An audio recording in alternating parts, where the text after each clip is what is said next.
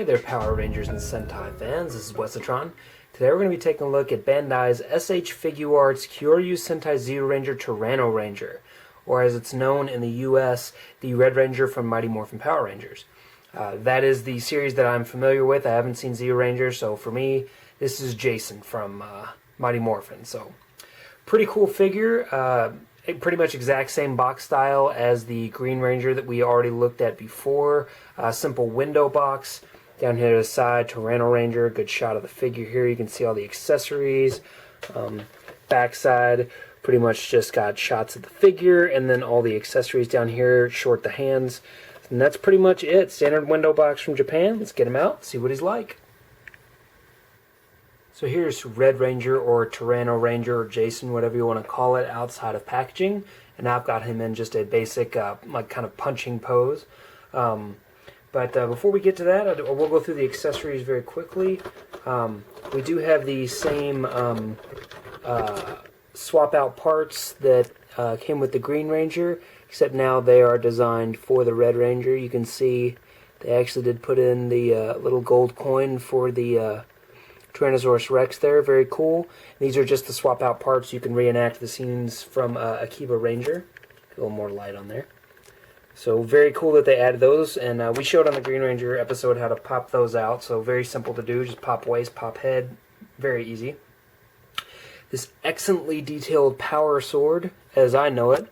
I'm not sure of the Japanese name for it, but I will find out and put it down below for you guys. It still seems very dark to me. Oops, dropping lights. Hang on a second. There we go, that's a little bit better. You can see a lot of really nice details here. You can see the Tyrannosaurus Rex there on the emblem. There you go, on the Ranger coin or whatever they call it over there, I don't know. Tons of great sculpted and painted details down from the pommel to the guard here, onto the blade itself. It's got these great sort of, almost look like the Celtic tattoos that everybody was getting in the mid-2000s, early 2000s. So yeah, very cool. Very nice work on this. I really dig that. The power sword looks fantastic. We've also got the blade blaster in several forms. We've got the blaster like pistol form. You can see, if it'll focus, the incredible detail. There it goes. Come on, there we go. Incredible detail that goes into this. Just absolutely astounding how much work went into not only the sculpt but the paint. I mean, this is, you can see the size of my thumb here. Absolutely tiny.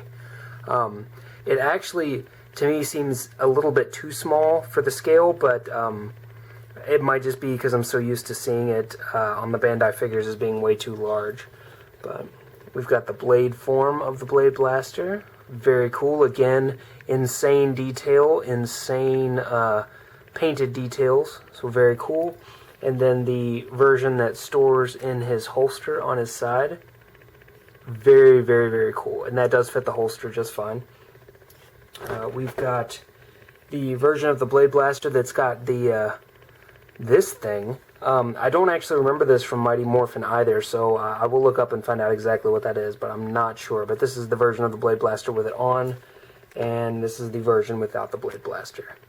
He can hold either of those separately. He also comes with many hands. The fists that are on there are easily swappable via ball joint. He's got his standard pose hands where he does the Tyrannosaurus Rex fingers there.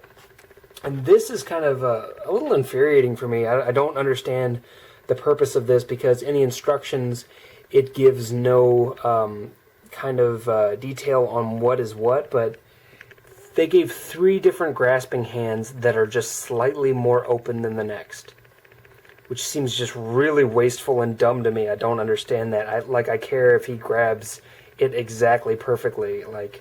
I would have much rather had, some splayed open hands or something a little different. This is really silly. I mean, it's just slight variations. You can see that one, a little bit of variation in grip, a little tighter there, a little more curled around there. Just seems like a waste. So, bit of a bummer there. I would have liked better accessories on that part. But the hands will grasp the accessories that he has, you know, very well. You just have to pop them into place and everything. So very simple. And those do pop on and off very easily, as I said, via ball joint.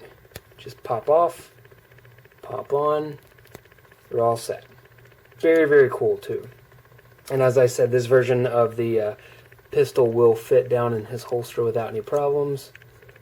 And I believe you can also store the version that is in pistol form, but as far as I remember, I don't think he ever actually wore it that way on the show.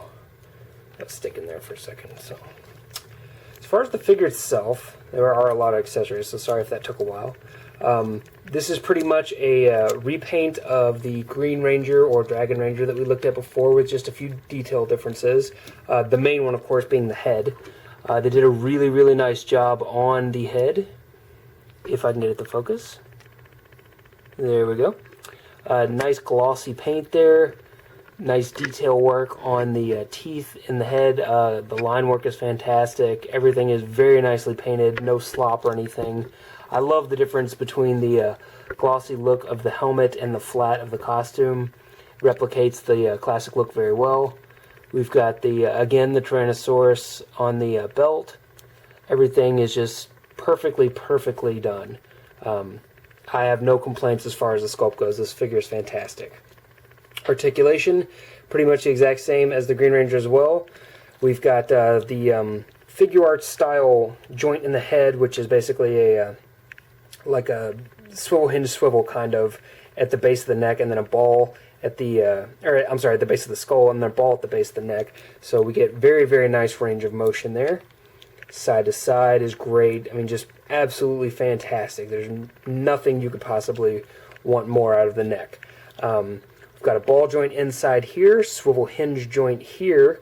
So the swivel is on this side so that the bicep can rotate. The ball joint in here allows the arm to do all kinds of things. This is a free-floating piece to complete the look of the shoulder. And sometimes it does get in the way a little bit. You kind of have to like work the pose that you're looking. You see how that kind of popped in its own? You work the pose that you're trying to achieve, and then you have to kind of just fiddle with this to get it to where it should look right. So, not a huge deal. I mean, it does kind of keep the look all together, so I'm cool with that. But just so you know, you do have to deal with that a little bit. Double hinged elbows. The point, most of the joint is in the lower point. The upper point is kind of just to get a little bit more movement. It's not a lot, though. But they did carve out the inside of the glove and the arm so that it can get a little closer. You can see very nice range there. Swivel hinge swivel wrist here. So there's a swivel in the wrist itself, then a hinge to make that wrist go back and forth, and then another swivel on the actual hand itself. So you can pretty much get any pose you want to out of the hand. That's not a problem at all. Swivel here on the belt as well, just so you know, for the holster. We've got a ball joint in the midsection. Very nice backwards motion. Forward is a little bit hindered, but it's not too bad. And then another one in the waist. So those all together, of course, both have rotation. They get a very nice range of motion, especially back. For whatever reason, back always seems to work so much better than front on these guys, but very, very cool. Forward, you can see, definitely not as good. I kind of expect a little more out of the forward, but not bad. We've got the hinged hips, so they pull down, just like that, you see? Goes up and down. That allows for higher kicks or deeper stances if you want to do crouches, or you just want his legs to go farther out to the side. That will allow that. If it's pushed all the way up, you can see it won't go out as far. So it's a ball joint in the hip as well, so you get all that great movement there. Swivel in the tops of the thighs. You can see there's rotation there. Very cool. Double hinge knees have excellent movement. Again, we've got that same issue that we did with the Green Ranger, where if you do pose the upper hinge, it's going to leave a little bit of this weird, like, overlying gap. Not the biggest deal in the world, but it does look a little strange. Then we've got swivels at the tops of the ankles. Then we've got the hinge, forward and back, and then the Hasbro style swivel there as well, which means you can put the leg out to the side, turn the foot, and then it'll just totally line up. So you can pretty much do just about anything you want with the ankles. In deep stances, he will definitely be able to hold them, which is awesome. And he's also got hinged toes, which I personally don't like, but to each his own. Overall, this is an outstanding action figure. I got this from Ami Ami. I believe the price was $26. I will have that on there for sure. Whenever I post video, you'll see all that on there after I edit. But yeah, excellent action figure, very, very cool. Glad to have him. Real quick, I will do a size comparison. I believe it was Hrong Saga. Wanted to see him next to a Masters of the Universe Classics figure. And your wish is my command. There he is. As you can see, very, very small in comparison to the Motuk figures. This is much closer to 5-inch scale than it is to 6-inch scale. But I will show you also a Movie Masters figure.